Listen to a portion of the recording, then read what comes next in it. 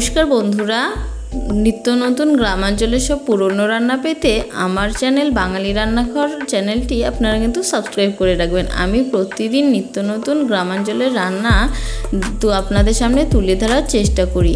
তো আমি আজ করছি কুমড়ো দিয়ে মাছের ঝোল। প্রথমে কুমড়োটা খোসা ছাড়িয়ে নিয়েছি, তারপর কুমড়োটাকে খুব পাতলা পাতলা করে কিন্তু কেটে নিতে হবে। তারপর সবগুলো কুমড়ো কাটা হয়ে গেলে এখানে কিছুটা পরিমাণ কুমড়োতে নুন মাখিয়ে রাখতে হবে। এতে কি হয়, কুমড়োর থেকে কিছুটা পরিমাণ জল বেরিয়ে যায় আর কুমড়োর যে একটা গন্ধ থাকে এটাও কিন্তু চলে যায়।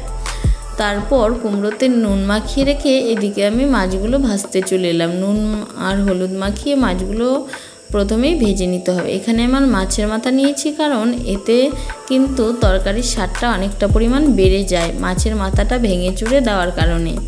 তো মাছগুলো আমি ভেজে নিচ্ছি, মাছের মাথাটাও ভেজে নিয়েছি। আর এদিকে দেখুন কুমড়োটা থেকে কতটা পরিমাণ জল বেরিয়েছে। তারপর সবগুলো কুমড়ো এরকম করে নিংড়ে নিয়ে কিন্তু জল থেকে তুলে নিতে হবে।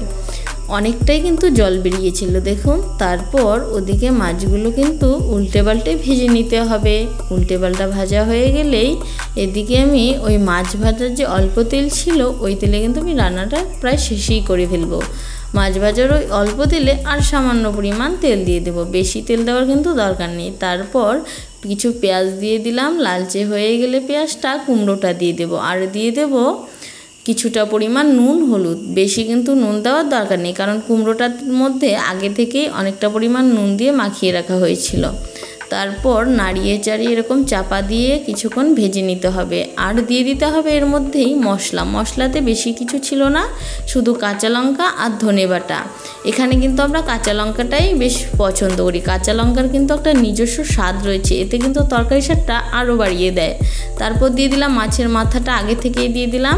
মাছটা একটু পরে দেবো, আগে থেকে দিলে ভেঙে যায়। আর মাছের মাথাগুলো ভেঙে চুড়ে দিলেই তরকারিটা বেশ ভালো লাগে। তারপর ফুটিয়ে নিয়ে নামিয়ে নিন।